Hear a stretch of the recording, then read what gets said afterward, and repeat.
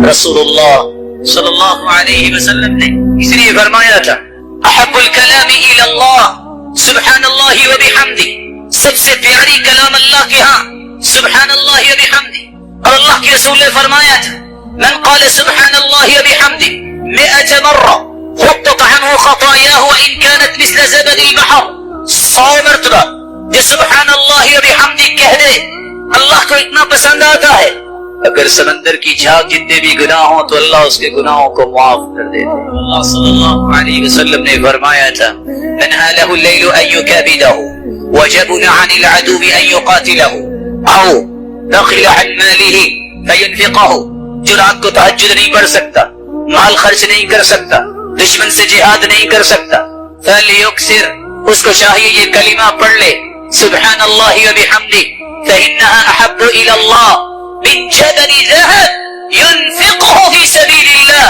پہاڑ جتنا سونا بھی اللہ کی راہ میں دے دے گا اللہ کو یہ کلمہ اس سے بھی پیارا ہے. اور سیدنا نوح علیہ الصلوۃ والسلام نے اپنے بیٹے کو یہ وصیت کی تھی بیٹا 2 کلمے نہ چھوڑنا، لا الہ الا اللہ اور دوسرا کلمہ سبحان اللہ وبحمدہ وانها صلاة كل شيء وبها يرزق كل شيء. یہ کلمہ اتنا مبارک ہے اللہ نے کائنات کی ہر چیز کے لیے اس کو نماز بنا دیا ہے اپنی مخلوق کے لیے، اور اللہ ہر ایک کو رزق عطا کرتے ہیں تو اسی کلمے کی وجہ سے. ابو امامہ الباہلی رضی اللہ تعالی عنہ فرماتے ہیں رآنی النبی صلی اللہ علیہ وسلم وانا احرک شفتیہ. آپ صلی اللہ علیہ وسلم نے مجھے دیکھا کہ میں جب بیٹھا ہوتا تو میرے ہونٹ حرکت کرتے. پوچھا یا ابا امامہ بأي شيء تحرك شفتيك، یہ آپ کی ہونٹ حرکت کرتے مجھے نظر آتے ہیں، کیا پڑھتے ہو؟ قال اذكر اللہ. اللہ کے رسول آپ نے تو فرمایا تھا کہ نجات ملتی اس کو ہے دنیا کی مصیبتوں اور دکھوں اور غموں سے اور اسی طرح قبر اور حشر سے جو کثرت سے ذکر کرتا ہے. فرمایا الا اخبرك باکثر بافضل من ذکرک باللیل والنہار. ابو امامہ تم 24 گھنٹے ذکر کرتے رہو دن اور رات، اس سے بھی اچھا اور اس سے بھی افضل ذکر جو 24 گھنٹوں کے اذکار سے بھی زیادہ اجر کا باعث ہے، زیادہ افضل ہے، میں تمہیں نہ بتا دوں؟ کہا اللہ کے رسول اور کیا چاہیے؟ تو آپ صلی اللہ علیہ وسلم نے فرمایا تم اگر 24 گھنٹے مسلسل ذکر سے بہتر ذکر چاہتے ہو تو تم یہ کلمہ کہہ دیا کرو سبحان اللہ عدد ما خلق، سبحان اللہ ملء ما خلق، سبحان اللہ عدد ما فی الارض، سبحان اللہ عدد ما خلق، سبحان اللہ ملء ما خلق، سبحان اللہ عدد ما فی الارض، سبحان اللہ ملء ما فی الارض والسماء، سبحان اللہ ما احصى كتابا، سبحان اللہ ملء ما احصى كتابا، سبحان اللہ عدد كل شيء، سبحان اللہ ملء كل شيء. یہ 4 کلمات تم پڑھ لو اجر اتنا ہی ملے گا کہ 24 گھنٹے تم اللہ کے ذکر ہی کرتے رہے. رسول اکرم صلی اللہ علیہ وسلم نے دعا کرنے کا طریقہ بھی سکھایا، میں ذرا اختصار سے پیش کی دیتا ہوں. سب سے پہلا ادب یہ ہے، ایسے تو آپ چلتے پھرتے بھی دعا کر سکتے، دل میں بھی دعا کر سکتے، لیکن اگر آپ باقاعدہ دعا کرنا چاہتے ہیں آپ وضو ہو جائیے، آپ وضو ہو کے آپ قبلہ رخ ہو کے بیٹھ جائیے، اپنے ہاتھوں کو اٹھا لیجیے. ہاتھوں کو اٹھانے کے بعد اللہ عز و جلال کی کثرت سے تعریف کیجیے، اور اللہ عز و جلال کی کثرت سے تعریف کرنے کے ساتھ ساتھ اپنے گناہوں کا اعتراف کیجیے، اقرار کیجیے. اللہ میں مانتا ہوں مجھ سے غلطی ہو گئی، چاہتے نہ چاہتے. ان العبد اذا اعترف ثم تاب تاب اللہ علیہ. اللہ کے سامنے جو اعتراف کر لیتا ہے اللہ عز و جلال اسے معاف کر دیتا. پھر ان کلمات کو تلاش کرو جو کلمات اللہ کے رسول نے سکھائے ہیں، جن کو اسم اعظم کہتے ہیں. اسم اعظم کے ساتھ کی گئی دعا رد نہیں ہوتی. وہ کون سے کلمات ہیں اسم اعظم کے؟ اللہم انی اسألک بأني أشهدك أنك لا إله إلا أنت الأحد الصمد الذي لم يلد ولم يولد ولم يكن له كفوا أحد. یہ بھی اسم اعظم. دوسرا اسم اعظم اللهم لا إله إلا أنت المنان بديع السماوات والأرض يا ذا الجلال والإكرام. یہ بھی اسم اعظم. پہلی ابو داؤد کی روایت اور یہ جامع ترمذی کی. اور تیسرا اسم اعظم اللهم إني أسألك بأن لك الحمد لا إله إلا أنت وحدك لا شريك لك المنان بديع السماوات والأرض ذو الجلال والإكرام. یہ بھی اسم اعظم. سنن ابن ماجہ کی روایت. اور سب سے آسان اگر یاد نہیں ہو رہا وَإِلَٰهُكُمْ إِلَٰهٌ وَاحِدٌ لَا إِلَٰهَ إِلَّا هُوَ الرَّحْمَٰنُ الرَّحِيمُ.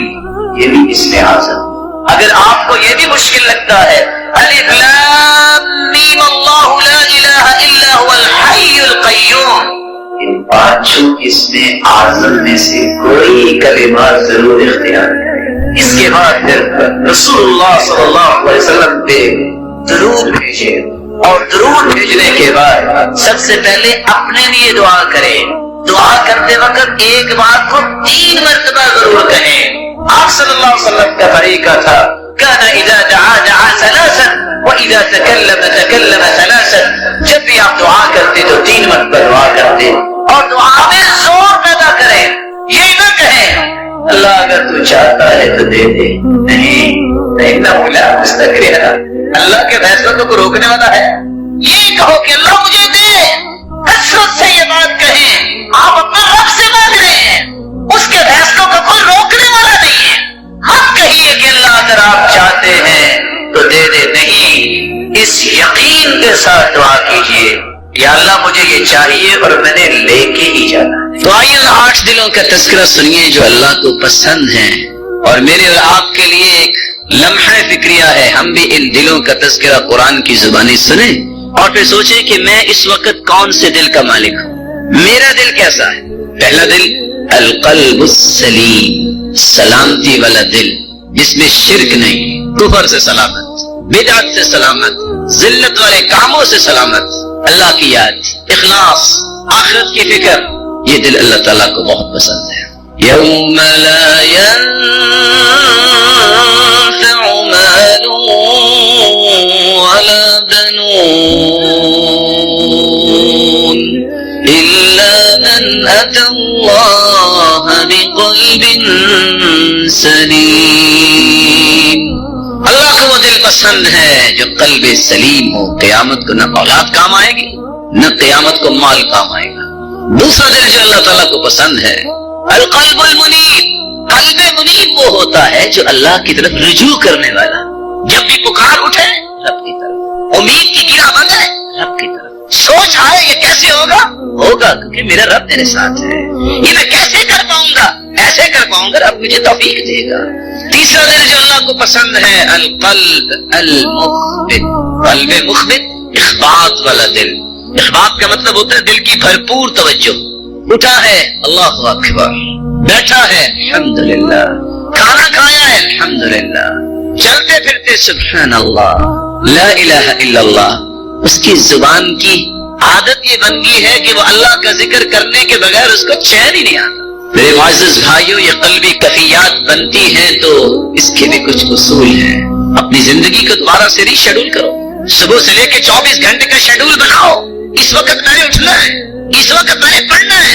میرے 20 یہاں آ جائے میرے دروازے پہ، میں بوٹ کی نوک میں رکھتا ہوں جو مجھے نماز لیٹ کرتا ہے. میرے 25 پارٹنر آ جائیں، مجھے کوئی پرواہ نہیں ان کی، جس کے ساتھ چلنے سے میری نماز چلی جائے، میرا قرآن نہ پڑھا جائے. دین میرا مہم ہے، میری زندگی ہے تو عبادت ہے. میں کسی مال کو کچھ نہیں سمجھتا.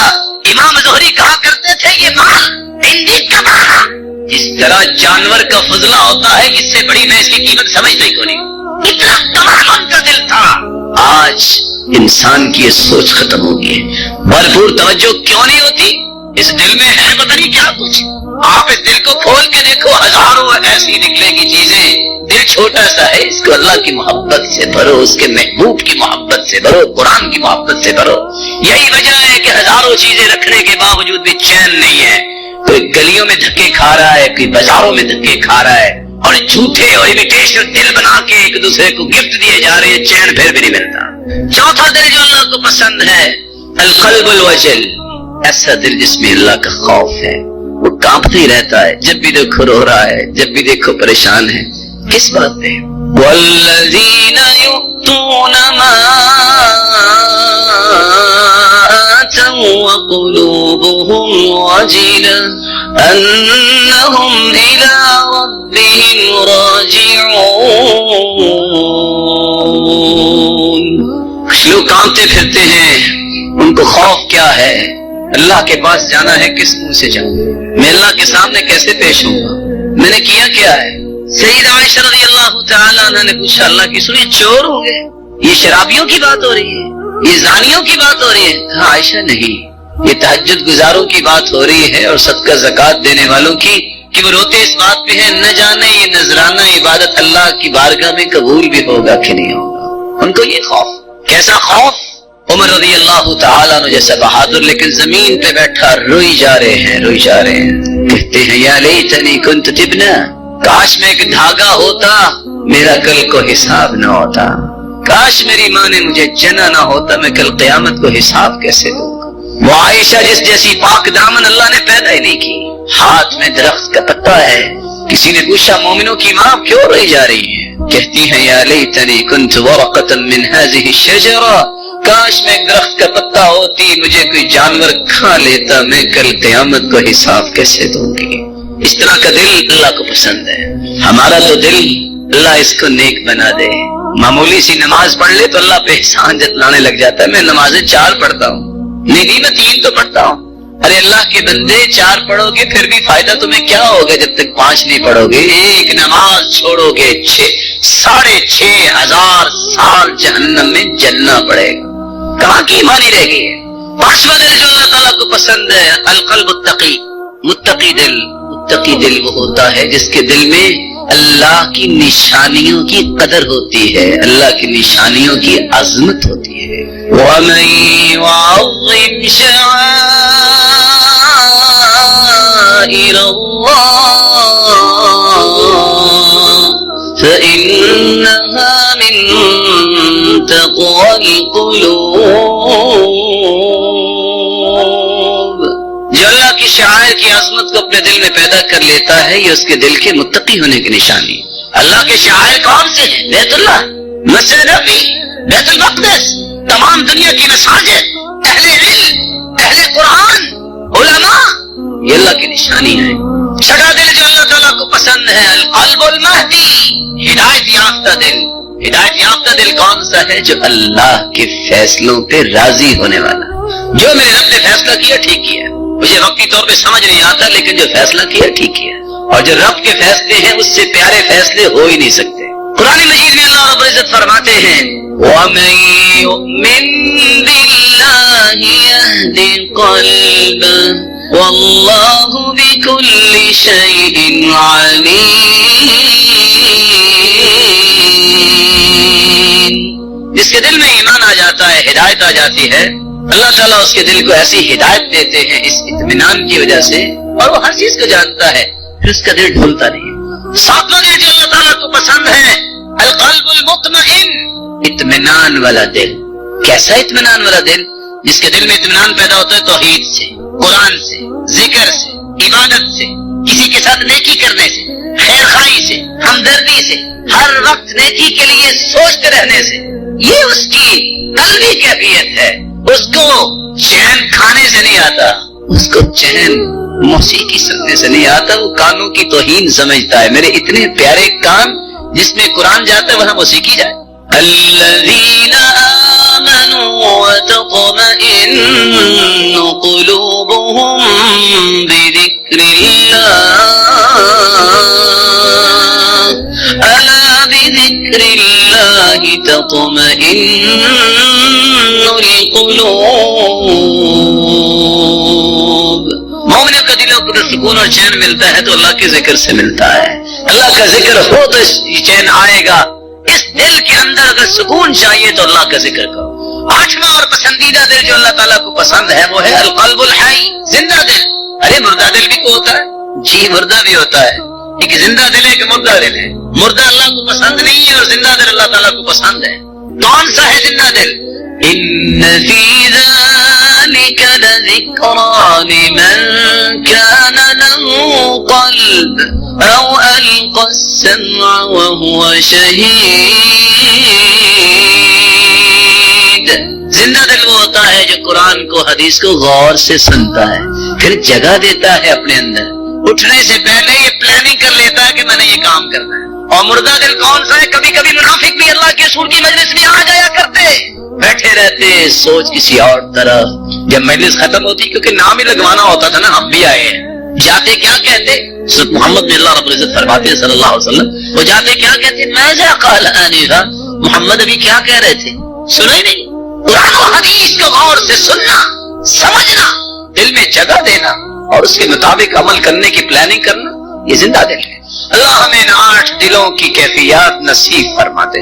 کبھی منافق آپ کو فجر کی نماز پہ نظر نہیں آئے۔ مومنوں کا رویہ ہے کہ وہ لوگ فجر کی نماز پڑھتے ہیں، اس لیے اللہ نے فجر کی نماز میں 2 سنتیں بھی اپنے پیغمبر کے ذریعے رکھی ہیں، اور ان کے بارے میں فرمایا ہے رکعتا الفجر خیر من الدنیا وما فیہا۔ اس کا ترجمہ میں بعد میں کروں۔ پتا کسی کو کہ پہلے 10 لوگ جو دنیا میں سب سے زیادہ مالدار ہیں وہ کون ہیں؟ بولیے آج کے دور کے۔ بل گیٹ کتنے ڈالرز کا مالک ہے؟ بلینز ہے نا، ایک نام ہے۔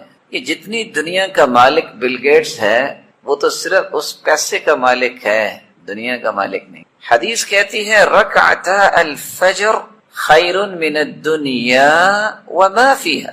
ڈالرز کی بات نہیں ہو رہی، یہ ڈالرز اور یورو اور دینار اور درم اور ریال اور کپس اور ین اور رنگٹ، یہ سارے کے سارے عملے نہیں، جتنی دنیا ہے اور جو کچھ اس میں ہے، ان سب کو بیچ بھی دیا جائے تو 2 رکعتوں کی قیمت ادا نہیں ہو سکتی۔ یہی وجہ ہے اللہ کے رسول صلی اللہ علیہ وسلم نے پوری زندگی سفر ہو یا حضر ہو صبح کی سنتیں نہیں چھوڑی، وتر نہیں چھوڑا۔ آپ سفر میں ہوتے ہیں، نماز قصر کرتے ہیں، آپ زور کی 2 رکعتیں پڑھتے، باقی 8 نہیں پڑھتے، عصر کی 2 رکعتیں پڑھتے، مغرب کی 3 رکعتیں پڑھتے، عشاء کی 2 رکعتیں پڑھتے، لیکن سفر میں بھی وتر اور صبح کی سنتیں نہیں چھوڑتے۔ اور فجر کی نماز اس لیے بھی اللہ جلال نے اس کی قسم اٹھائی ہے کہ فجر کو ڈیوٹیاں چینج ہوتی ہیں، جو فرشتے فجر سے لے کر عصر تک انسان کے ساتھ رہتے ہیں وہ فجر کے وقت آتے ہیں، وہ عصر کی نماز جب شروع ہوتی ہے تو واپس چلے جاتے ہیں، نئے آ جاتے ہیں۔ رسول اکرم صلی اللہ علیہ وسلم نے فرمایا کہ فجر اور عصر کے وقت فرشتوں کی ڈیوٹیاں چینج ہوتی ہیں۔ اللہ پوچھتے ہیں اچھا تم کدھر گئے تھے؟ حالانکہ اللہ نے بھیجا، اور اللہ کے علم میں بھی ہے کہ کہاں گئے، لیکن چونکہ گواہی ان کی ڈالنی ہوتی ہے تو اللہ تعالیٰ پوچھتے ہیں، وہ کہتے ہیں من عند عباد لک فی الارض، اللہ زمین میں تیرے بندوں کے پاس گئے تھے، اچھا کیا کر رہے تھے؟ جواب سنیے گا، اتیناہم وہم یصلون وترکناہم وہم یصلون، اللہ جب گئے تب بھی نماز ہی پڑھ رہے تھے، جب آئے ہیں تو تب بھی نماز ہی پڑھ رہے تھے۔ اللہ تعالیٰ فرماتی ہے پھر گواہ رہنا۔ ام ہشام رضی اللہ تعالی عنہا جو حارث بن نعمان کی بیٹی فرماتی ہے لقد كانت تنورنا وتنور رسول اللہ صلی اللہ علیہ وسلم واحدا سنتين او سنة وبعض سنة، 2 سال یا اس کے لگ بھگ میرے گھر کا تنور اور رسول اکرم صلی اللہ علیہ وسلم کی زوجات مطہرات جہاں کھانا پکاتی ہمارا یہ تنور دونوں گھروں کا تھا، ہم اکٹھی روٹیاں لگائے۔ وما اخذت سورة قاف الا عن لسان رسول اللہ صلی اللہ علیہ وسلم كان يقرأها كل جمعة على المنبر، میں نے سورة قاف یہ اللہ کے رسول صلی اللہ علیہ وسلم سے یاد کی، میں روٹیاں پکا رہی ہوں اور میں گھر میں ہوتی، اللہ کے رسول صلی اللہ علیہ وسلم اذا خطب الناس جب لوگوں کو خطبہ دیتے منبر پر کھڑے ہو کے تو اللہ کے رسول صلی اللہ علیہ وسلم نے اتنی بار سورت قاف پڑھی ہے کہ مجھے بار بار سن کے یہ پوری سورت یاد۔ واصل ابن اسقع رضی اللہ تعالی عنہ روایت کرتے ہیں کان رسول اللہ صلی اللہ علیہ وسلم يقرأ بقاف والقرآن المجید فی الفجر ونحوها، آپ صلی اللہ علیہ وسلم کا معمول یہ تھا کہ آپ صبح کی نماز میں سورۃ قاف اور اسی طرح کی صورتیں پڑھا کرتے. صحابی روایت کرتے ہیں رسول اللہ صلی اللہ علیہ وسلم نے فرمایا اعطیت مکان التوراۃ السبع الطوال. اللہ ذوالجلال نے تورات کی جگہ پہ مجھے 7 لمبی صورتیں عطا کی ہیں. وَأُعْطِيتُ مَكَانَ الْإِنْجِيلِ الْمَثَانِي، اور انجیل کی جگہ پہ مجھے بار بار پڑھی جانے والی آیات عطا کی ہیں. وَفُضِّلْتُ بِالْمُفَصَّلِ، اور مجھے فضیلت عطا کی گئی ہے مفصل صورتوں کے ساتھ. اور مفصلات جہاں سے صورتیں شروع ہوتی ہیں ان میں سے پہلی صورت سورۃ قاف. سیدنا عمر رضی اللہ تعالی عنہ سوال کرتے ہیں ابو واقد اللیثی رضی اللہ تعالی عنہ سے، ما كان رسول اللہ صلی اللہ علیہ وسلم یصلی به یصلی الاضحى والفطر.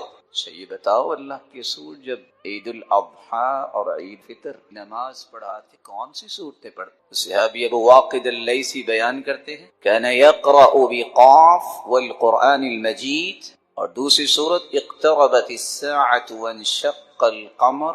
یہ دونوں عید الاضحیٰ اور عید الفطر میں یہ صورتیں بھی پڑھا کر. ہم عموماً سورۃ الاعلی اور سورۃ الغاشیہ ہی سنتے. السنن مہجورہ، کتنی سنتیں ایسی جو چھوٹ گئیں سستی کی وجہ سے، کاہلی کی وجہ سے، بے توجہی کی وجہ سے.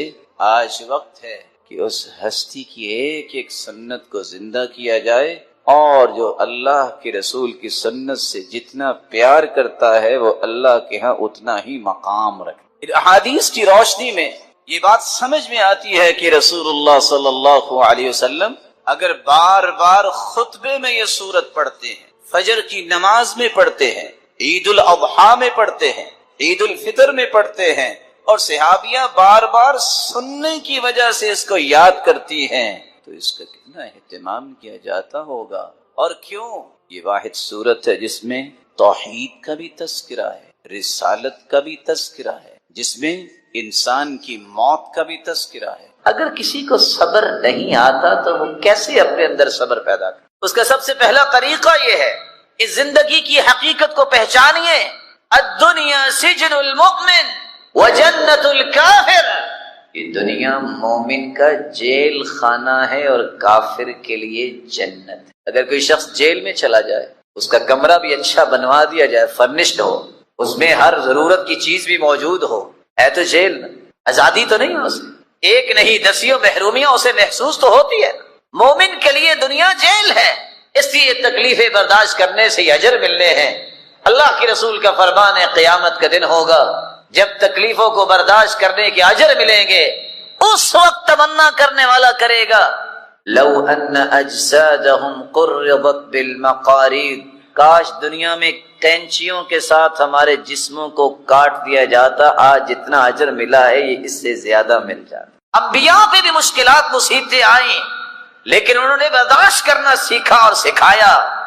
آج ہمیں بھی زندگی کی اس حقیقت کو پہچاننا چاہیے، اسے اگنور نہیں کرنا چاہیے. کبھی دل میں یہ سوچ نہ لایا کرے کہ دنیا میں کوئی تکلیف نہیں ہوگی، یہ دنیا ہی نہیں. پھر اگر دنیا میں بھی کوئی تکلیف نہ ہو تو جنت کی کوئی خواہش کرے گا؟ جنت میں کوئی تکلیف. صبر آتا ہے انسان کو اس طرح ہے.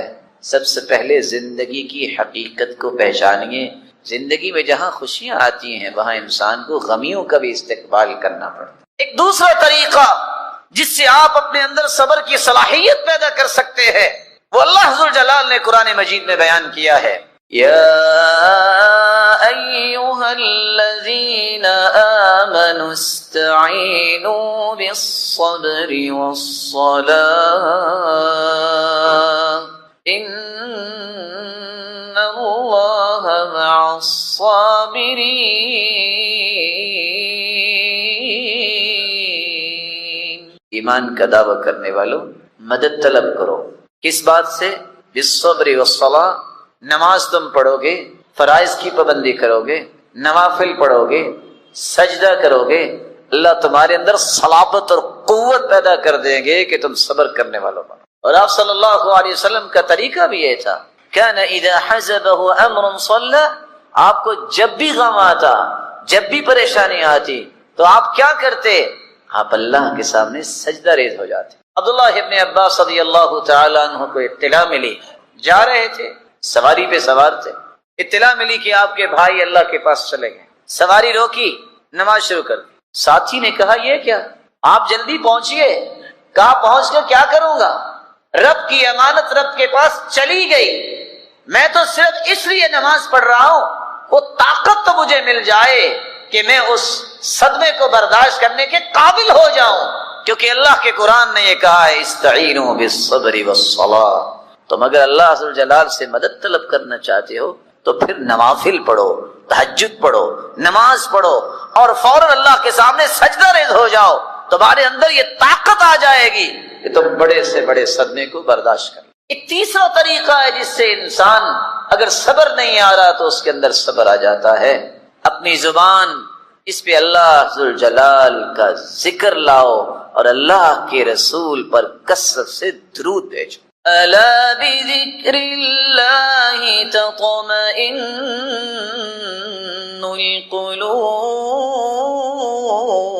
القلوب، دلوں کا سکون تو اللہ نے اپنے ذکر میں رکھا ہے، اس لیے قلبی سکون اللہ کے ذکر کے بغیر ممکن نہیں ہے۔ اور اللہ کے رسول صلی اللہ علیہ وسلم نے اس صحابی سے کہا تھا جس نے یہ سوال کرتے کرتے کرتے یہاں تک پہنچا کہ اللہ کے رسول اگر میں کثرت سے درود ہی پڑھتا رہوں تو پھر کیا ہوگا؟ فرمایا اذن تکفى همك ويغفر لك ذنبك، میرے صحابی اگر تم کثرت سے درود ہی پڑھتے رہو گے تو خوش ہو جاؤ، زندگی کے سارے غم دور ہو جائیں گے اور سارے گناہ بھی معاف ہو جائیں گے۔ تو صبر کرنے کا تیسرا طریقہ یہ ہے اللہ کے ذکر کو اپنی زبان پہ لائیے اور اللہ کے رسول پر درود بھیجنے کو اپنا معمول بنا لیجیے۔ ایک صبر کرنے کا چوتھا طریقہ بھی ہے، وَكُلًّا نَقُصُّ عَلَيْكَ مِنْ أَنْبَاءِ الرُّسُلِ مَا نُثَبِّتُ بِهِ فُؤَادَكَ وَجَاءَكَ فِي هَذِهِ الْحَقُّ وَمَوْعِظَةٌ وَذِكْرَى لِلْمُؤْمِنِينَ۔ انبیاء کے قصے پڑھیے، صحابہ کرام کی زندگیوں کو پڑھیے، سمجھ آئے گی کہ کیسے اللہ نے ان کو قوت دی، کیسے انہوں نے صبر کیے، کس طرح انہوں نے زندگی کے معاملات کو چلایا، آپ کے اندر صبر آئے گا۔ ایک پانچواں طریقہ بھی ہے جس سے آپ اپنے اندر صبر کی صلاحیت پیدا کر سکتے ہیں۔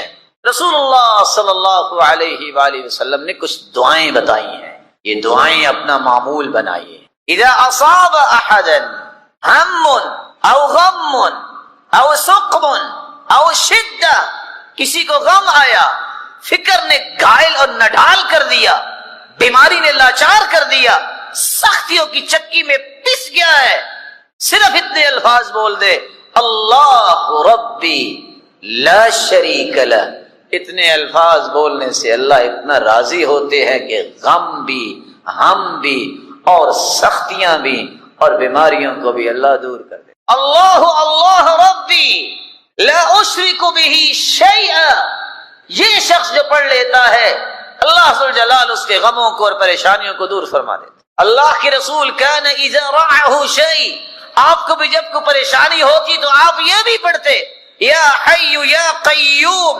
برحمتک استغیث، اللہ میں تیری رحمت کا ہی طلبگار ہوں، اللہم رحمتک ارجو فلا تکلنی الی نفسی طرفت عین واصلح لی شأنی کل لا الہ الا انت۔ یہ الفاظ پڑھنے والا کبھی کمزور دل نہیں ہو سکتا۔ التلبینہ مجمۃ لفؤاد المریض وتذهب ببعض الحزن، رسول اللہ صلی اللہ علیہ وسلم نے ایک چھٹا علاج بھی بیان کیا، تلبینہ کھاؤ، اس سے انسان کا غم بھی دور ہوتا ہے اور بیماری بھی جو مریض ہے اس کی بیماری کو بھی لے جاتا ہے۔ ایک ساتواں اور آخری علاج رسول اللہ صلی اللہ علیہ وسلم نے فرمایا اگر کسی کو صبر نہیں آ رہا تو وہ میری موت کو یاد کر لے کہ اللہ کے پیارے پیغمبر بھی تو دنیا سے چلے گئے، صحابہ پہ کیا گزری ہوگی۔ رسول اللہ صلی اللہ علیہ وسلم نے فرمایا اللہ ذو الجلال اپنے فرشتوں سے پوچھتے ہیں اقبضتم ولد عبدی، ثمرۃ فؤادہ، جب تم نے روح کو قبض کیا میرے بندے جو دل کا ٹکڑا تھا کسی کا، یہ بتاؤ اس نے پھر کیا کہا؟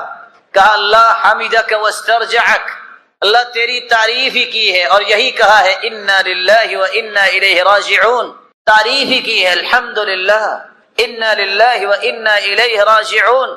اللہ ذوالجلال فرماتے ہیں ابنوا لعبدی بیتا فی الجنہ وسموہ بیت الحمد، میرا آرڈر یہ ہے فرشتوں اگر اس نے تعریف کی ہے انا للہ و انا الیہ راجعون پڑھا ہے جنت میں کہ ایسا محل تیار کر دو ان کے لیے کہ قیامت کے دن جب جنتی جنت میں جائیں تو ہر دیکھنے والا اس محل کی تعریف ہی کرتا رہے۔ اللہ عز و جلال ہمیں توفیق سے نواز دے۔ رسول اللہ صلی اللہ علیہ وآلہ وسلم نے طریقہ بھی بتایا ہے کہ آپ تہجد کیسے پڑھیں، شاید کہ دہرانے سے ہمیں یاد آ جائے، آپ کو علم ہی ہوگا، لیکن چند آداب جو اللہ کے رسول نے بیان کیے ہیں، کیونکہ کچھ لوگ کہتے ہیں جی کوشش تو کرتا ہوں اٹھا ہی نہیں جاتا، کچھ لوگ کہتے ہیں جی اٹھ تو جاتا ہوں بس ہمت نہیں پڑتی، تو یہ ایسا ہوتا ہے۔ کچھ لوگ کہتے ہیں بس گھنٹی لگائی تھی الارم تو بجا لیکن بات نہیں بنی، بس اٹھ کے بیٹھتا ہوں پھر سو جاتا ہوں۔ دوسرا کہتا ہے وضو کر کے آیا تو جی چاہ جو تھوڑا سا سو جاؤں تو پتہ چلا کہ فرض نماز بھی گزر گئی۔ یہ مختلف سوالات بتاتے ہیں کہ اللہ کے رسول کا طریقہ ان کو آ جائے تو ان کے مسائل حل ہو سکتے ہیں۔ طریقہ کیا؟ میرے ساتھ رہیں گے انشاءاللہ، کر دیں بیان۔ لگتا ہے تھک گئے ہیں، کوئی ہے میں اس کو دبا دوں میں تھکا ہوا ہے، آپ میرے ساتھ ہیں انشاءاللہ۔ اگر کوئی سچی تمنا رکھتا ہے کہ وہ تہجد پڑھے تو اس کے لیے پہلا کام یہ ہے کہ وہ رات کو سنت کے مطابق جلدی سو جائے۔ چار لوگوں کو اجازت ہے، وہ اجازت وہ استعمال کر سکتے ہیں۔ علم والے لیٹ ہو سکتے ہیں، اللہ کے رسول صلی اللہ علیہ وسلم کے صحابہ بھی سیکھتے تھے، اور امام احمد بن حنبل وہ رات ساری ایک دوسرے سے علمی مذاکرہ کرتے رہے، اور سیدنا ابو ہریرہ رات کا ایک پورا حصہ صرف حدیثیں یاد کرنے میں گزارتے۔ اجازت امت کے لیے اگر آپ نے کچھ سوچ بنانی ہے کہ امت کیسے بلند ہو سکتی ہے تو آپ لیٹ ہو سکتے ہیں، کیونکہ اللہ کے رسول بھی اور سیدنا ابوبکر بھی آپس میں مشورہ کرتے، رات لیٹ تک اور گئے تک یہ باتیں ہوتی ہیں۔ جائز اگر آپ کے پاس کوئی مہمان آ گیا ہے تو اس کی خاطر تواضع کرنے کے لیے آپ لیٹ ہو سکتے ہیں کہ وہ آیا ہے پریشان نہ ہو، اس کو کھانا کھلا کے اس کو لٹا کے آپ اسے بن تطیب خاطر المرأة۔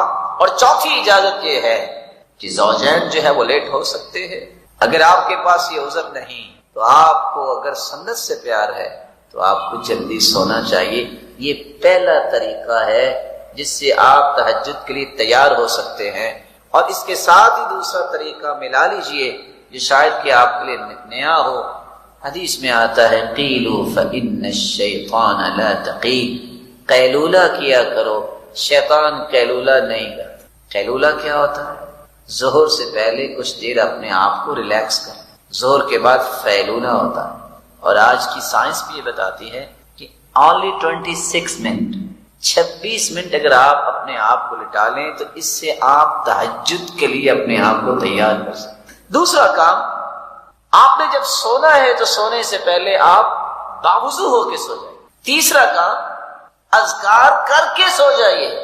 چوتھا کام، نیت بھی کر کے سوئیے۔ نیت کر لیں گے سوئے رہیں گے، تہجد پھر بھی لکھی جائے گی۔ آپ سوچ رہے ہوں گے کہ الارم کا نام نہیں لیا، کیونکہ صحابہ کے دور میں موبائل نہیں تھے، ٹائم پیس نہیں تھے، ان کا یہاں سے الارم جو ہے نا وہ ان کو اٹھاتا تھا، دل کے اندر تھی۔ ہاں کوشش کر دیکھیں الارم بھی لگا لیں، لیکن نیت کر کے سوئیے، دعا کر کے یا اللہ یہ لذت مجھے بھی عطا ہے۔ آپ سو گئے ہیں، رسول اللہ صلی اللہ علیہ وآلہ وسلم کی سنت کے مطابق آپ اگر ذکر کر کے سوئے ہیں سورۃ الملک ضرور پڑھیے، یہ قبر کے عذاب سے انسان کو بچاتی۔ تو پہلا کام ہم نے کیا کہا؟ اکٹھے آگے چلے نا۔ پہلا کام کیا کرنا؟ دوسرا کام جی، تیسرا کام، چوتھا کام ذکر کر کے سونا ہے، اور پانچواں کام نیت کر کے سونا۔ آپ سو گئے، اگر اللہ نے آپ کی نیت کو پسند کر لیا کہ واقعتاً یہ مجھ سے ہم کلام ہونا چاہتا ہے، میرا مالک ضرور اٹھائے۔ دل کی جو کیفیت ہوتی ہے نا، فیصلے اس پہ ہوتے ہیں۔ آپ اٹھے ہیں، بہت سارے اٹھنے کے بعد بھی فیل ہو جاتے ہیں، شیطان نہیں ان کو اٹھنے دیتا۔ آپ صلی اللہ علیہ وسلم نے چھٹا ایک کام کیا ہے کہ جب آپ صلی اللہ علیہ وسلم اٹھتے تو عبداللہ بن عباس کہتے ہیں استيقظ النبی فجعل يمسح النوم عن وجهه بيده. غور کیجئے گا، جب آپ اٹھے ہیں تو اٹھ کے آپ بیٹھ جائیے، بھاگیے نہیں، دوڑیے نہیں، او کتنا ٹائم ہو گیا. یہ افراتفری نا دین میں نہیں ہے. بڑے آرام سے، تحمل سے، سکون سے، وقار سے. ہم کس کے لیے اٹھے ہیں؟ آپ اٹھ کے بیٹھیے. الحمدللہ الذی احیانا بعدما اماتنا والیہ النشور. الحمدللہ الذی رد علی روحی وعافانی فی جسدی واذننی بذکری. دعائیں پڑھی ہیں اور اوپر سے آنکھیں بند ہوگی. آپ سنت کے مطابق کیا کریں؟ دونوں ہاتھوں سے 3 مرتبہ اپنے چہرے پہ لگائیں تاکہ نیند دور ہو جائے. ہم تو کیا کرتے ہیں نا، ٹائم دیکھو وہ بڑا ٹائم پہ آئے پھر سو. شکر کریں یہ ٹائم پہ اللہ نے آپ کو اٹھا دیا. تو چھٹا کام کیا کرنا ہے؟ اٹھتے وقت بھی آپ کو دعا پڑھنی چاہیے. اللہ تیری ہی تعریف ہے جس نے دوبارہ مجھے صحیح سلامت زندہ کر. کیونکہ ہم رات سوتے ہوئے دعا پڑھتے ہیں اللہم بسمک. یہ نہیں کہتے ہم انام و استیقظ، میں اللہ کے نام پہ سوتا ہوں اور اٹھوں گا. اموت و احیا، میں اللہ کے نام پہ ہی مرتا ہوں اور زندہ کیا جاؤں. یہ غور کیجیے، نیند بھی جو نا الموتۃ الصغریٰ، یہ چھوٹی موت ہوتی ہے. اللہ یتوفی الانفس حین موتها، اللہ جب کسی کو سلاتے ہیں اس کی روح کو قبض کر لیتے ہیں، چاہے تو واپس کر دے، چاہے تو واپس نہ کرے.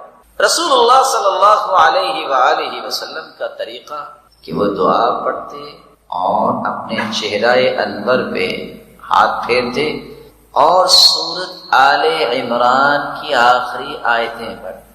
ان فی خلق السماوات والارض واختلاف اللیل والنہار لآیات لأولی الالباب. 10 آیتیں سورہ آل عمران کی پڑھ. 7واں کام رسول اللہ صلی اللہ علیہ وسلم آدھا کام رات کرتے وقت اور آدھا اٹھ کے کرتے. رات سوتے وقت کیا کرتے؟ سیدہ عائشہ مومنوں کی ماں مسواک تیار کر کے تکیے کے پاس رکھ دیتی. کان لا ینام الا والسواک عند رأسی، اللہ کے رسول کبھی بھی نہیں سوئے مسواک پہلے تیار پڑی ہوتی. آج مسواک کی جگہ پہ ریموٹ پڑا ہوتا ہے یا گلیکسی یا آئی فون پڑا ہوتا ہے. اور کب پڑا ہوتا ہے؟ فیس بک دیکھتے دیکھتے پتہ نہیں کب نیند آ گئی ہو اسی طرح پڑا. وہاں تہجد نہیں آتی، وہاں شیطانوں کا غلبہ ہوتا ہے. جنہوں نے اللہ کے قریب ہونا ہوتا ہے وہ اللہ کے رسول کی زندگی کو فالو کر رہے ہوتے ہیں. مسواک پڑھیے اور آپ اٹھتے ہی اپنے چہرے پہ ہاتھ پھیرنے کے بعد، آیتیں پڑھنے کے بعد پہلا کام مسواک کریں. نیند کی رہی صحیح کسر بھی نکل جاتی ہے. ختم نیند کہاں سے آئی کہاں گئی کچھ پتہ نہیں، تر و تازہ ہوتا ہے. رسول اللہ صلی اللہ علیہ وسلم نے فرمایا تھا طیب افواہکم فانہا رق القرآن. اپنے منہوں کو صاف ستھرا رکھا کرو، یہ قرآن کے راستے ہیں. آپ حیران ہوں گے یہ حدیث سن کے، فرشتوں کی کوئی خوراک نہیں. لیکن بندہ جب مسواک کر کے کھڑا ہو جاتا ہے تو فرشتہ جو ہے وہ پہلے چکر لگاتا ہے. مسواک کی ہوئی ہے قریب ہو جاتا ہے، یہاں تک کہ اپنے ہونٹ پڑھنے والے کے ہونٹوں پہ رکھ دیتا ہے. جو قرآن کی تلاوت کرتا ہے کرنے والا وہ فرشتے کی خوراک بن جاتا. لیکن اگر اس نے مسواک نہ کی ہو تو وہ قریب نہیں آتا، پیچھے رہتا. 7واں کام یہ ہے کہ آپ مسواک کا اہتمام کریں. ہو سکتا ہے کہ میرا محترم بھائی سوچ رہا ہو برش بھی تو کیا جا سکتا ہے، آپ کر سکتے ہیں، منع نہیں کر رہے، لیکن یاد رکھنا مسواک کا آلٹرنیٹ نہیں ہے. مسواک کرنا سنت ہے اور جو اس کے فوائد ہیں آپ تصور نہیں کر سکتے. وہ دندانوں سے آپ کو فوائد نہیں ملے. خصوصاً پیلو کے درخت کی مسواک اللہ کے رسول کو پسند. اور اس میں آج تو طب نے بھی کتنی بڑی باتیں لکھتی ہیں کہ کس طرح انسان کے مسوڑوں کی یہ ورزش کروا دیتی ہے اور کس طرح اس کے خون کی سرکولیشن ٹھیک کر دیتی ہے اور کس طرح انسان کے ان دانتوں کو تر و تازہ رکھتی ہے اور مسوڑوں میں کسی قسم کی کمپلیکیشنز اگر ہوں تو یہ مسواک اس کو دور کرتی ہے، جبکہ برش یہ نہیں کر سکتی. رسول اللہ صلی اللہ علیہ وسلم نے اس لیے فرمایا تھا احب الکلام الی اللہ سبحان اللہ و بحمدہ، سب سے پیاری کلام اللہ کے ہاں سبحان اللہ و بحمدہ. اور اللہ کے رسول نے فرمایا تھا من قال سبحان اللہ و بحمدہ 100 مرہ حطت عنه خطاياه وإن كانت مثل زبد البحر. 100 مرتبہ جو سبحان اللہ وبحمدہ کہہ دے اللہ کو اتنا پسند آتا ہے اگر سمندر کی جھاگ جتنے بھی گناہ ہوں تو اللہ اس کے گناہوں کو معاف کر دیتے. اللہ صلی اللہ علیہ وسلم نے فرمایا تھا انہا له اللیل ان یکابدہ وجبن عن العدو ان یقاتلہ او دخل عن ماله فینفقہ. جو رات کو تہجد نہیں پڑھ سکتا، مال خرچ نہیں کر سکتا، دشمن سے جہاد نہیں کر سکتا، فلیکثر اس کو چاہیے یہ کلمہ پڑھ لے سبحان اللہ وبحمدہ فإنها أحب إلى الله من جبل ذهب ينفقه في سبيل الله. پہاڑ جتنا سونا بھی اللہ کی راہ میں دے دے گا اللہ کو یہ کلمہ اس سے بھی پیارا ہے. اور سیدنا نوح علیہ الصلوۃ والسلام نے اپنے بیٹے کو یہ وصیت کی تھی بیٹا 2 کلمے نہ چھوڑنا لا الہ الا اللہ اور دوسرا کلمہ سبحان اللہ وبحمدہ وإنها صلاة كل شيء وبها يرزق كل شيء.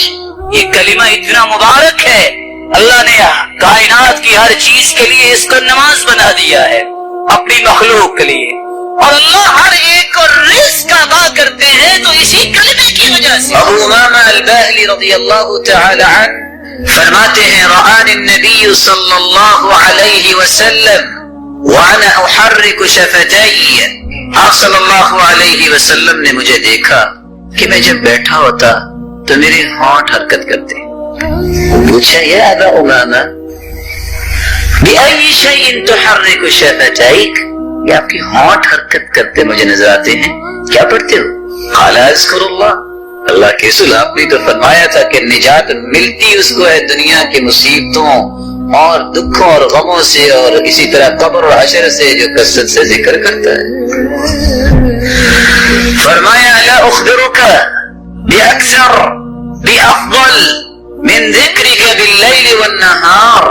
ابو امامہ تم 24 گھنٹے ذکر کرتے رہو دن اور رات، اس سے بھی اچھا اور اس سے بھی افضل ذکر جو 24 گھنٹوں کے اذکار سے بھی زیادہ اجر کا باعث ہے، زیادہ افضل ہے، میں تمہیں نہ بتا دوں؟ کہا اللہ کے رسول اور کیا چاہیے؟ تو آپ صلی اللہ علیہ وسلم نے فرمایا تم اگر 24 گھنٹے مسلسل ذکر سے بہتر ذکر چاہتے ہو تو تم یہ کلمہ کہہ دیا کرو سبحان اللہ عدد ما خلق، سبحان اللہ ملء ما خلق، سبحان اللہ عدد ما فی الارض، سبحان اللہ عدد ما خلق، سبحان اللہ ملء ما خلق، سبحان اللہ عدد ما فی الارض، سبحان اللہ ملء ما فی الارض والسماء، سبحان اللہ ما احصى كتابا، سبحان اللہ ملء ما احصى كتابا، سبحان اللہ عدد كل شيء، سبحان اللہ ملء كل شيء. یہ 4 کلمات تم پڑھ لو اجر اتنا ہی ملے گا کہ 24 گھنٹے تم اللہ کے ذکر ہی کرتے رہے. رسول اکرم صلی اللہ علیہ وسلم نے دعا کرنے کا طریقہ بھی سکھایا. میں ذرا اختصار سے پیش کی دیتا ہوں. سب سے پہلا ادب یہ ہے ایسے تو آپ چلتے پھرتے بھی دعا کر سکتے، دل میں بھی دعا کر سکتے، لیکن اگر آپ باقاعدہ دعا کرنا چاہتے ہیں آپ وضو ہو جائیے، آپ وضو ہو کے آپ قبلہ رخ ہو کے بیٹھ جائیے، اپنے ہاتھوں کو اٹھا لیجیے. ہاتھوں کو اٹھانے کے بعد اللہ عز و جلال کی کثرت سے تعریف کیجیے اور اللہ عز و جلال کی کثرت سے تعریف کرنے کے ساتھ ساتھ اپنے گناہوں کا اعتراف کیجیے، اقرار کیجیے. اللہ میں مانتا ہوں مجھ سے غلطی ہو گئی چاہتے نہ چاہتے. ان العبد اذا اعترف ثم تاب تاب اللہ علیہ. اللہ کے سامنے جو اعتراف کر لیتا ہے اللہ عز و جلال اسے معاف کر دیتا. پھر ان کلمات کو تلاش کرو جو کلمات اللہ کے رسول نے سکھائے ہیں جن کو اسم اعظم کہتے ہیں. اسم اعظم کے ساتھ کی گئی دعا رد نہیں ہوتی. وہ کون سے کلمات ہیں اسم اعظم کے؟ اللہم انی اسألک بأنی اشہدک انک لا الہ الا انت الاحد الصمد الذي لم يلد ولم يولد ولم يكن له كفوا احد. یہ بھی اسم اعظم. دوسرا اسم اعظم اللہم لا الہ الا انت المنان بدیع السماوات والارض یا ذا الجلال والاکرام، یہ بھی اسم اعظم، پہلی ابو داؤد کی روایت اور یہ جامع ترمذی کی، اور تیسرا اسم اعظم اللهم انی اسألک بأن لك الحمد لا الہ الا انت وحدك لا شریک لك المنان بدیع السماوات والارض ذو الجلال والاکرام، یہ بھی اسم اعظم، سنن ابن ماجہ کی روایت، اور سب سے آسان اگر یاد نہیں ہو رہا وَإِلَٰهُكُمْ إِلَٰهٌ وَاحِدٌ لَا إِلَٰهَ إِلَّا هُوَ الرَّحْمَٰنُ الرَّحِيمُ، یہ بھی اسم اعظم۔ اگر آپ کو یہ بھی مشکل لگتا ہے الف لام میم اللہ لا الہ الا هو الحی القیوم، ان پانچوں اسم اعظم میں سے کوئی کلمات ضرور اختیار کریں۔ اس کے بعد پھر رسول اللہ صلی اللہ علیہ وسلم پہ درود بھیجے، اور درود بھیجنے کے بعد سب سے پہلے اپنے لیے دعا کریں۔ دعا کرتے وقت ایک بات کو 3 مرتبہ ضرور کہیں۔ آپ صلی اللہ علیہ وسلم کا طریقہ تھا كان اذا دعا دعا ثلاثا واذا تكلم تكلم ثلاثا، جب بھی آپ دعا کرتے تو 3 مرتبہ دعا کرتے، اور دعا میں زور پیدا کریں، یہ نہ کہیں اللہ اگر تو چاہتا ہے تو دے دے، نہیں نہ بولا مستقرہ، اللہ کے فیصلوں کو روکنے والا ہے، یہ کہو کہ اللہ مجھے دے، کثرت سے یہ بات کہیں، آپ اپنے رب سے مانگ رہے ہیں، اس کے فیصلوں کو کوئی روکنے والا نہیں ہے، مت کہیے کہ اللہ اگر آپ چاہتے ہیں تو دے دے، نہیں، اس یقین کے ساتھ دعا کیجئے یا اللہ مجھے یہ چاہیے اور میں نے لے کے ہی جانا۔ تو آئیے 8 دلوں کا تذکرہ سنیے جو اللہ کو پسند ہیں، اور میرے اور آپ کے لیے ایک لمحہ فکریہ ہے، ہم بھی ان دلوں کا تذکرہ قرآن کی زبانی سنیں اور پھر سوچیں کہ میں اس وقت کون سے دل کا مالک ہوں، میرا دل کیسا ہے۔ پہلا دل القلب السلیم، سلامتی والا دل جس میں شرک نہیں، کفر سے سلامت، بدعت سے سلامت، ذلت والے کاموں سے سلامت، اللہ کی یاد، اخلاص، آخرت کی فکر، یہ دل اللہ تعالیٰ کو بہت پسند ہے۔ یوم لا ينفع مال ولا بنون إلا من أتى الله بقلب سلیم، اللہ کو وہ دل پسند ہے جو قلب سلیم ہو، قیامت کو نہ اولاد کام آئے گی نہ قیامت کو مال کام آئے گا۔ دوسرا دل جو اللہ تعالیٰ کو پسند ہے القلب المنیب، قلب منیب وہ ہوتا ہے جو اللہ کی طرف رجوع کرنے والا، جب بھی پکار اٹھے رب کی طرف، امید کی گرہ بند ہے رب کی طرف، سوچ آئے یہ کیسے ہوگا کیونکہ میرا رب میرے ساتھ ہے، یہ میں کیسے کر پاؤں گا، ایسے کر پاؤں گا رب مجھے توفیق دے گا۔ تیسرا دل جو اللہ کو پسند ہے القلب المخبت، قلب مخبت اخبات والا دل، اخبات کا مطلب ہوتا ہے دل کی بھرپور توجہ، اٹھا ہے اللہ اکبر، بیٹھا ہے الحمدللہ، کھانا کھایا ہے الحمدللہ، چلتے پھرتے سبحان اللہ، لا الہ الا اللہ، اس کی زبان کی عادت یہ بن گئی ہے کہ وہ اللہ کا ذکر کرنے کے بغیر اس کو چین ہی نہیں آتا۔ میرے معزز بھائیوں، یہ قلبی کیفیات بنتی ہیں تو اس کے بھی کچھ اصول ہیں۔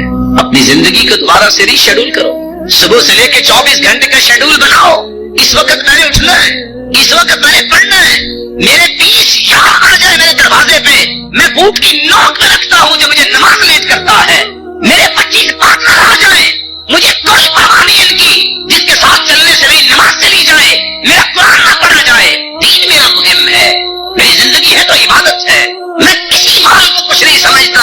امام زہری کہا کرتے تھے یہ مال زندگی کا مال، جس طرح جانور کا فضلہ ہوتا ہے اس سے بڑی میں اس کی قیمت سمجھتا ہی کو نہیں، اتنا تمام ان کا دل تھا۔ آج انسان کی یہ سوچ ختم ہو گئی ہے، بھرپور توجہ کیوں نہیں ہوتی؟ اس دل میں ہے پتہ نہیں کیا کچھ، آپ اس دل کو کھول کے دیکھو، ہزاروں ایسی نکلے گی چیزیں، دل چھوٹا سا ہے، اس کو اللہ کی محبت سے بھرو، اس کے محبوب کی محبت سے بھرو، قرآن کی محبت سے بھرو۔ یہی وجہ ہے کہ ہزاروں چیزیں رکھنے کے باوجود بھی چین نہیں ہے، کوئی گلیوں میں دھکے کھا رہا ہے، کوئی بازاروں میں دھکے کھا رہا ہے، اور جھوٹے اور امیٹیشن دل بنا کے ایک دوسرے کو گفٹ دیے جا رہے ہیں، چین پھر بھی نہیں ملتا۔ چوتھا دل جو اللہ کو پسند ہے القلب الوجل، ایسا دل جس میں اللہ کا خوف ہے، وہ کانپتا ہی رہتا ہے، جب بھی دیکھو رو رہا ہے، جب بھی دیکھو پریشان ہے، کس بات پہ؟ والذین يؤتون ما آتوا وقلوبهم وجلة أنهم إلى ربهم راجعون. کچھ لوگ کانپتے پھرتے ہیں، ان کو خوف کیا ہے؟ اللہ کے پاس جانا ہے، کس منہ سے جاؤں؟ میں اللہ کے سامنے کیسے پیش ہوں گا؟ میں نے کیا کیا ہے؟ سیدہ عائشہ رضی اللہ تعالیٰ عنہ نے پوچھا، اللہ کی سنی چور ہوں گے؟ یہ شرابیوں کی بات ہو رہی ہے؟ یہ زانیوں کی بات ہو رہی ہے؟ کہا عائشہ نہیں، یہ تہجد گزاروں کی بات ہو رہی ہے اور صدقہ زکات دینے والوں کی، کہ وہ روتے اس بات پہ ہیں نہ جانے یہ نذرانہ عبادت اللہ کی بارگاہ میں قبول بھی ہوگا کہ نہیں ہوگا. ان کو یہ خوف. کیسا خوف؟ عمر رضی اللہ تعالیٰ عنہ جیسا بہادر لیکن زمین پہ بیٹھا روئی جا رہے ہیں. کہتے ہیں یا لیتنی کنت تبنا، کاش میں ایک دھاگا ہوتا میرا کل کو حساب نہ ہوتا. کاش میری ماں نے مجھے جنا نہ ہوتا، میں کل قیامت کو حساب کیسے دوں گا. وہ عائشہ جس جیسی پاک دامن اللہ نے پیدا ہی نہیں کی، ہاتھ میں درخت کا پتا ہے.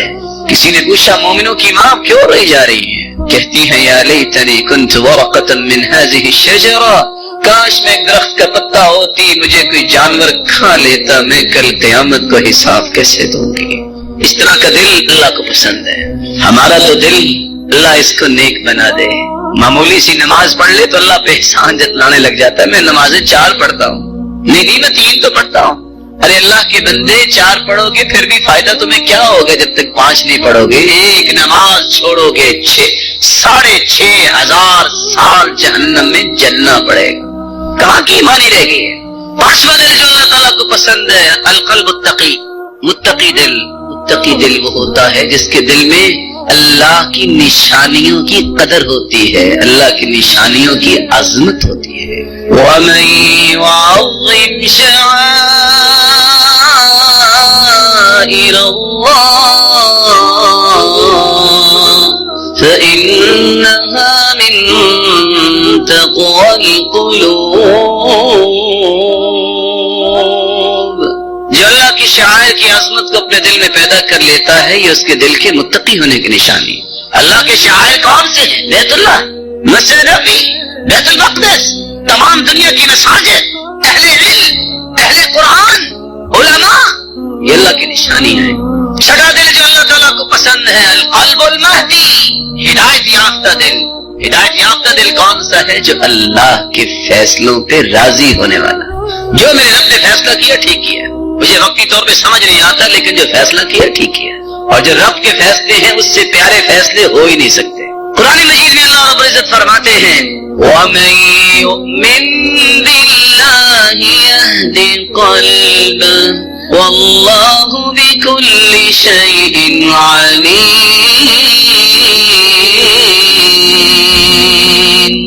جس کے دل میں ایمان آ جاتا ہے، ہدایت آ جاتی ہے، اللہ تعالیٰ اس کے دل کو ایسی ہدایت دیتے ہیں اس اطمینان کی وجہ سے، اور وہ ہر چیز کو جانتا ہے، پھر اس کا دل ڈھولتا نہیں.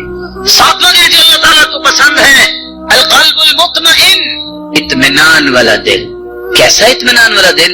جس کے دل میں اطمینان پیدا ہوتا ہے توحید سے، قرآن سے، ذکر سے، عبادت سے، کسی کے ساتھ نیکی کرنے سے، خیر خواہی سے، ہمدردی سے، ہر وقت نیکی کے لیے سوچتے رہنے سے.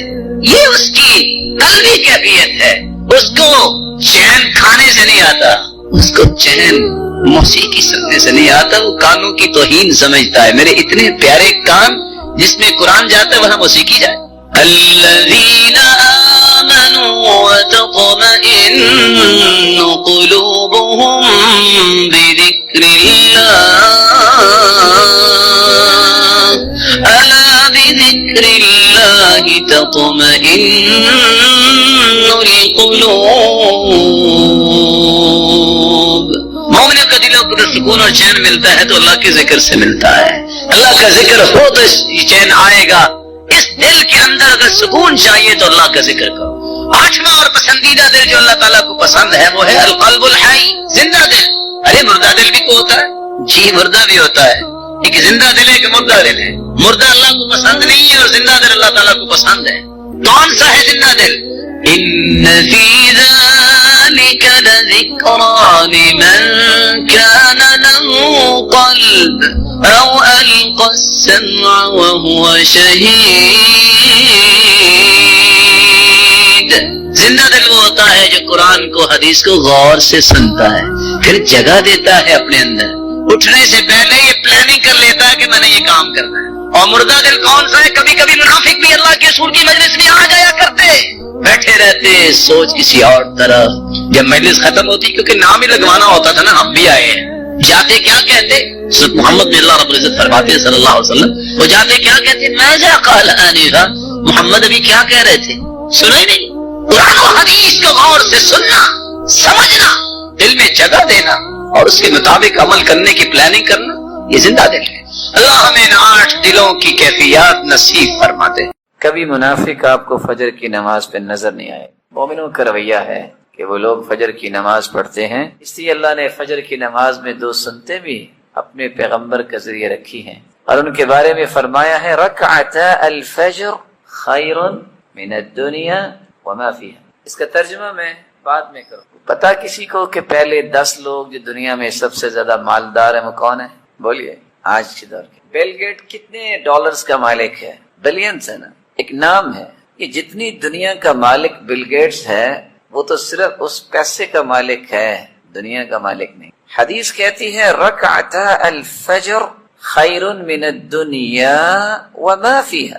ڈالرز کی بات نہیں ہو رہی، یہ ڈالرز اور یورو اور دینار اور درم اور ریال اور کپس اور ین اور رنگٹ، یہ سارے کے سارے عملے نہیں، جتنی دنیا ہے اور جو کچھ اس میں ہے، ان سب کو بیچ بھی دیا جائے تو 2 رکعتوں کی قیمت ادا نہیں ہو سکتی۔ یہی وجہ ہے اللہ کے رسول صلی اللہ علیہ وسلم نے پوری زندگی، سفر ہو یا حضر ہو، صبح کی سنتیں نہیں چھوڑی، وتر نہیں چھوڑا۔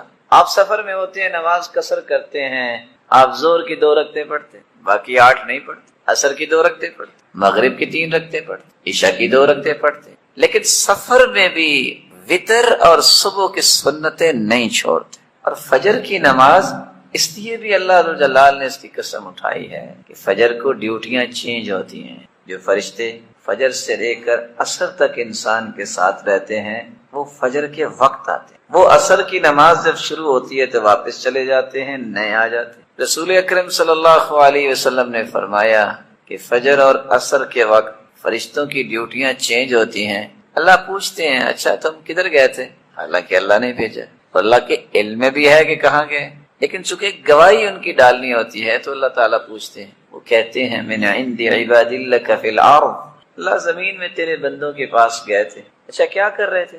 جواب سنیے گا، اتیناہم وہم یصلون وترکناہم وہم یصلون۔ اللہ جب گئے تب بھی نماز ہی پڑھ رہے تھے، جب آئے ہیں تو تب بھی نماز ہی پڑھ رہے تھے۔ اللہ تعالیٰ فرماتی ہے پھر گواہ رہنا۔ ام ہشام رضی اللہ تعالی عنہ جو حارث بن نعمان کی بیٹی، فرماتی ہے لقد كانت تنورنا وتنور رسول الله صلی اللہ علیہ وسلم واحدا سنتين او سنة وبعض سنة، 2 سال یا اس کے لگ بھگ میرے گھر کا تنور اور رسول اکرم صلی اللہ علیہ وسلم کی زوجات مطہرات جہاں کھانا پکاتی، ہمارا یہ تنور دونوں گھروں کا تھا، ہم اکٹھی روٹیاں لگائے۔ وما اخذت سورة قاف الا عن لسان رسول اللہ صلی اللہ علیہ وسلم كان يقرأها كل جمعة على المنبر۔ میں نے سورة قاف یہ اللہ کے رسول صلی اللہ علیہ وسلم سے یاد کی، میں روٹیاں پکا رہی ہوتی اور میں گھر میں ہوتی۔ اللہ کے رسول صلی اللہ علیہ وسلم اذا خطب الناس، جب لوگوں کو خطبہ دیتے منبر پر کھڑے ہو کے، تو اللہ کے رسول صلی اللہ علیہ وسلم نے اتنی بار سورت قاف پڑھی ہے کہ مجھے بار بار سن کے یہ پوری سورت یاد۔ واصل ابن اسقع رضی اللہ تعالی عنہ روایت کرتے ہیں کان رسول اللہ صلی اللہ علیہ وسلم يقرأ بقاف والقرآن المجید فی الفجر ونحوها۔ آپ صلی اللہ علیہ وسلم کا معمول یہ تھا کہ آپ صبح کی نماز میں سورت قاف اور اسی طرح کی صورتیں پڑھا کرتے۔ صحابی روایت کرتے ہیں رسول اللہ صلی اللہ علیہ وسلم نے فرمایا اعطیت مکان التوراة السبع الطوال، اللہ ذو الجلال نے تورات کی جگہ پہ مجھے 7 لمبی صورتیں عطا کی ہیں۔ وَأُعْطِيتُ مَكَانَ الْإِنْجِيلِ الْمَثَانِي، اور انجیل کی جگہ پہ مجھے بار بار پڑھی جانے والی آیات عطا کی ہیں۔ وَفُضِّلْتُ بِالْمُفَصَّلِ، اور مجھے فضیلت عطا کی گئی ہے مفصل صورتوں کے ساتھ، اور مفصلات جہاں سے صورتیں شروع ہوتی ہیں ان میں سے پہلی صورت سورت قاف۔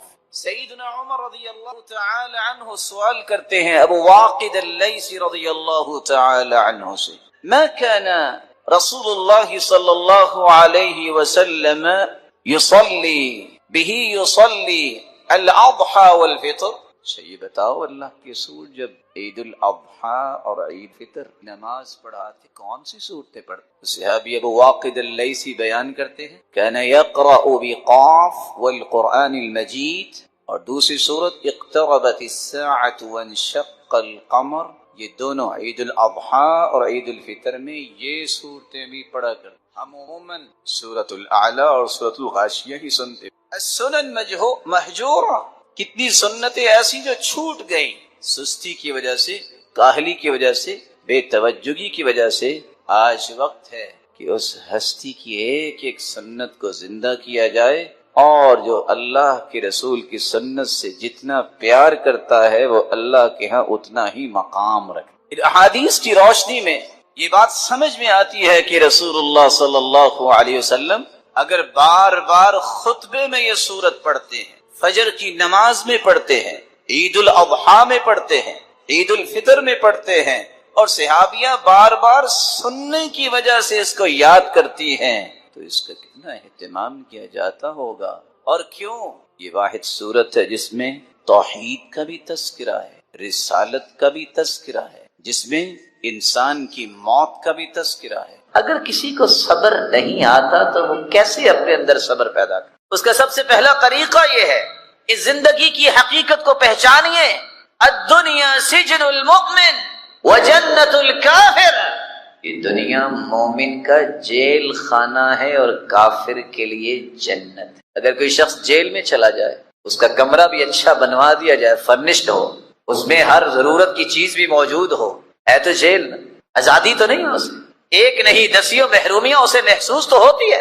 مومن کے لیے دنیا جیل ہے، اس لیے تکلیفیں برداشت کرنے سے اجر ملنے ہیں۔ اللہ کے رسول کا فرمان ہے قیامت کا دن ہوگا جب تکلیفوں کو برداشت کرنے کے اجر ملیں گے، اس وقت تمنا کرنے والا کرے گا لو ان اجسادهم قرضت بالمقارید، کاش دنیا میں کینچیوں کے ساتھ ہمارے جسموں کو کاٹ دیا جاتا، آج جتنا اجر ملا ہے یہ اس سے زیادہ مل جاتا۔ انبیاء پہ بھی مشکلات مصیبتیں آئیں لیکن انہوں نے برداشت کرنا سیکھا اور سکھایا۔ آج ہمیں بھی زندگی کے اس حقیقت کو پہچاننا چاہیے، اسے اگنور نہیں کرنا چاہیے۔ کبھی دل میں یہ سوچ نہ لایا کرے کہ دنیا میں کوئی تکلیف نہیں ہوگی، یہ دنیا ہی نہیں۔ پھر اگر دنیا میں بھی کوئی تکلیف نہ ہو تو جنت کی کوئی خواہش کرے گا؟ جنت میں کوئی تکلیف، صبر آتا انسان کو اس طرح ہے۔ سب سے پہلے زندگی کی حقیقت کو پہچانیے۔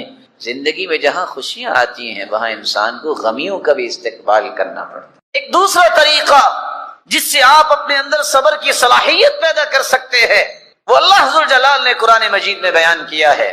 یا ایھا الذین آمنوا استعینوا بالصبر والصلاة ان اللہ مع الصابرین۔ ایمان کا دعویٰ کرنے والوں مدد طلب کرو، کس بات سے؟ بالصبر والصلاة، نماز تم پڑھو گے، فرائض کی پابندی کرو گے، نوافل پڑھو گے، سجدہ کرو گے، اللہ تمہارے اندر صلابت اور قوت پیدا کر دیں گے کہ تم صبر کرنے والوں بنو۔ اور آپ صلی اللہ علیہ وسلم کا طریقہ بھی یہ تھا، كان اذا حزبه امر صلى، آپ کو جب بھی غم آتا، جب بھی پریشانی آتی تو آپ کیا کرتے؟ آپ اللہ کے سامنے سجدہ ریز ہو جاتے۔ عبداللہ ابن عباس رضی اللہ تعالی عنہ کو اطلاع ملی، جا رہے تھے، سواری پہ سوار تھے، اطلاع ملی کہ آپ کے بھائی اللہ کے پاس چلے گئے۔ سواری روکی، نماز شروع کر دی۔ ساتھی نے کہا یہ کیا؟ آپ جلدی پہنچیے۔ کہا پہنچ کر کیا کروں گا؟ رب کی امانت رب کے پاس چلی گئی۔ میں تو صرف اس لیے نماز پڑھ رہا ہوں وہ طاقت تو مجھے مل جائے کہ میں اس صدمے کو برداشت کرنے کے قابل ہو جاؤں، کیونکہ اللہ کے قرآن نے یہ کہا ہے استعینوا بالصبر والصلاۃ۔ تم اگر اللہ ذو الجلال سے مدد طلب کرنا چاہتے ہو تو پھر نوافل پڑھو، تہجد پڑھو، نماز پڑھو اور فوراً اللہ کے سامنے سجدہ ریز ہو جاؤ، تمہارے اندر یہ طاقت آ جائے گی کہ تم بڑے سے بڑے صدمے کو برداشت کرو۔ ایک تیسرا طریقہ ہے جس سے انسان اگر صبر نہیں آ رہا تو اس کے اندر صبر آ جاتا ہے، اپنی زبان اس پہ اللہ ذوالجلال کا ذکر لاؤ اور اللہ کے رسول پر کثرت سے درود بھیجو۔ الا بذکر اللہ تطمئن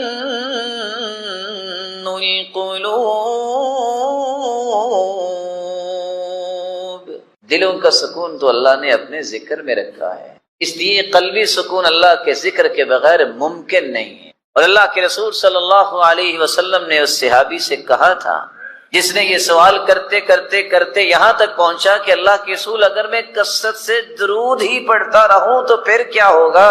فرمایا اذن تکفى ہمک ویغفر لک ذنبک، میرے صحابی اگر تم کثرت سے درود ہی پڑھتے رہو گے تو خوش ہو جاؤ، زندگی کے سارے غم دور ہو جائیں گے اور سارے گناہ بھی معاف ہو جائیں گے۔ تو صبر کرنے کا تیسرا طریقہ یہ ہے اللہ کے ذکر کو اپنی زبان پہ لائیے اور اللہ کے رسول پر درود بھیجنے کو اپنا معمول بنا لیجیے۔ ایک صبر کرنے کا چوتھا طریقہ بھی ہے وَكُلًّا نَقُصُّ عَلَيْكَ مِنْ أَنْبَاءِ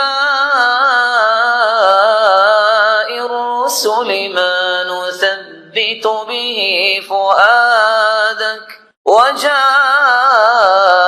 فِي هَذِهِ الْحَقُّ وَمَوْعِظَةٌ وَذِكْرَى لِلْمُؤْمِنِينَ۔ انبیاء کے قصے پڑھیے، صحابہ کرام کی زندگیوں کو پڑھیے، سمجھ آئے گی کہ کیسے اللہ نے ان کو قوت دی، کیسے انہوں نے صبر کیے، کس طرح انہوں نے زندگی کے معاملات کو چلایا، آپ کے اندر صبر آئے گا۔ ایک پانچواں طریقہ بھی ہے جس سے آپ اپنے اندر صبر کی صلاحیت پیدا کر سکتے ہیں۔